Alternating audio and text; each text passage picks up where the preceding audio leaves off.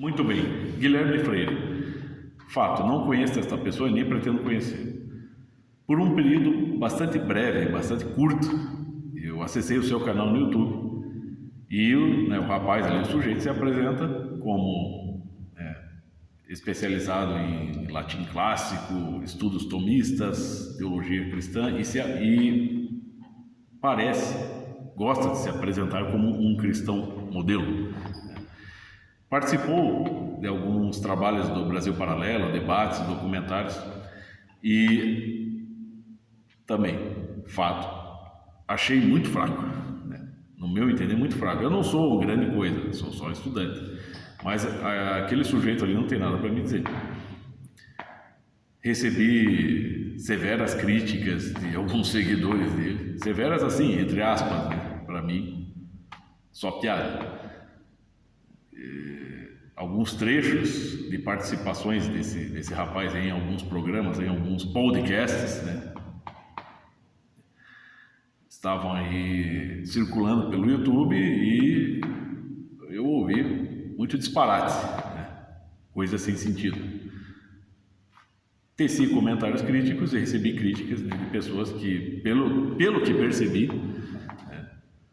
não aceitam que se fale mal do mestre deles, né? Se é que se pode falar de mestre aqui, né? Então tá. Recentemente, aliás, não muito recentemente, esse rapazinho aí, esse Guilherme Freire, lançou um pretenso curso na internet. Eu assisti apenas a propaganda do curso, né? Bastante curta.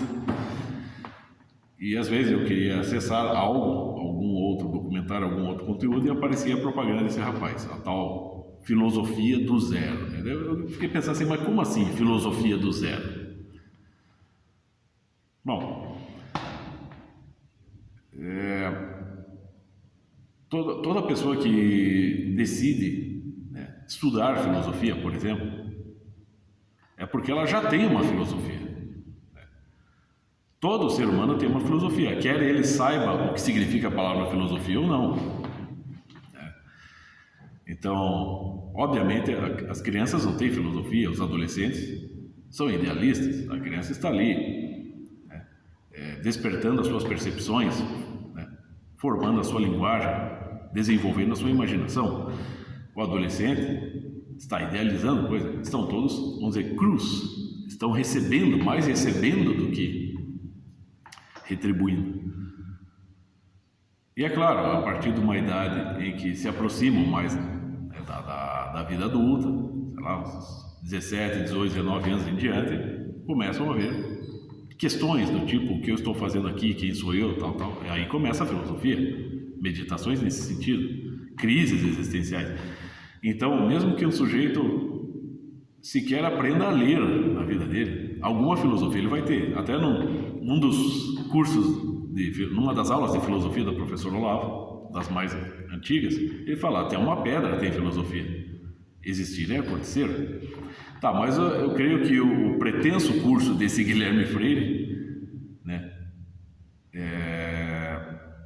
tenha por meta, ou seja, o estudo formalizado da filosofia, né, desde a filosofia clássica, talvez abordando os pré-socráticos e depois a partir da filosofia socrática e em diante. Não sei exatamente. Se for isso, bom, então basta recomendar grandes livros de história da filosofia. Vai ter o Giovanni Reale, vai ter Xavier Zubiri, Julián Marias, né? O próprio Karl Jaspers, Mário Ferreira dos Santos, Olavo de Carvalho, entre outros grandes, né? Filósofos e historiadores da filosofia. Então, para que um curso, né, nesse sentido? O que o cara quer dizer com filosofia do zero? Será que ele tem a pretensão de que ninguém aprendeu filosofia até topar com o curso dele? É isso? Um cara que, perceba, eu parei, assim, quando eu comecei a perceber os disparates, né, as frases sem sentidos desse rapazinho, eu falei, não, Deus o livre, não vou mais perder tempo com isso. Então, num debate lá sobre filmes e música, acho que, se não me engano, no Brasil Paralelo, o tal do Red Pill, ele falou sobre os Beatles. Eu sou super fã de Beatles, então ele disse: Beatles é uma espécie de droga, de alucinógeno musical. Tá, tem tudo bem, uma opinião. Mas aí ele completou, né, o disparate. E eu vou provar, ele diz, eu vou provar. Só usando droga você vai compreender a música dos Beatles. Mas pera lá.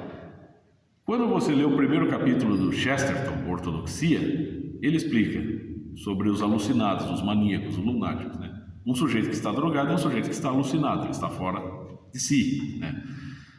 E o mesmo se pode dizer do louco, mesmo que não esteja drogado, mas que, né, possua um problema, uma deficiência mental. Então o Chesterton explica já nessa introdução que uma poesia, um texto, uma pretensa poesia escrita por um sujeito alucinado, louco, só pode ser apreciada, só pode ser avaliada com precisão e até com uma grande emoção, com um grande impacto, por uma pessoa sã. Ele diz, o Chesterton completa: o cara que se sente uma galinha, né, que acha que acredita ser uma galinha, se sente tão comum e ordinário quanto uma galinha. Ele fala: para o louco o mundo é uma coisa monótona, para a pessoa esquisita tudo é monótono. A esquisitice não abala a pessoa esquisita, a loucura não abala o cara louco, a loucura abala a pessoa sã, certo? É isso que ele explica, e eu creio que possa aplicar isso ao que esse rapazinho disse. Bom, se a música dos Beatles seria um alucinógeno, por que você precisaria de outro alucinógeno para entender um alucinógeno? Mas assim, é um troço que não faz sentido, para entender. Se a música dos Beatles for uma espécie de droga musical, então a pessoa tem que estar sã para compreender, para fazer a diferença, precisa receber o impacto da coisa, né? O efeito que a coisa causa nele, para que ele distinga, né, o que é são e o que é alucinado. Então, por que você precisaria ingerir uma droga para entender uma outra droga? Não. Se já há uma droga ali, então você deveria deixar ela fazer o efeito em você, para você saber o que é que ela causa. Então, quer dizer, o troço não faz sentido, né? O cara falar um negócio desse, não é por falar dos Beatles, tudo bem, é uma opinião. Eu sou fã de Beatles, mas eu sou muito mais fã da Igreja Católica. Então, é claro, eu defendo Beatles e vou defender mais a Igreja Católica. Acho que um sujeito desse aí tem muito que aprender, muito fraco e tá pretensioso demais. É o que eu digo, esses caras são inteligentes, muitos desses neocons, sei lá, mas falta maturidade, meu. O cara quer parecer importante, né? Soltando, ele acha que ele deve confiar demais no taco dele, qualquer besteira que ele fala, ele crê que tá dizendo alguma coisa que faça sentido. Pô, nem sempre.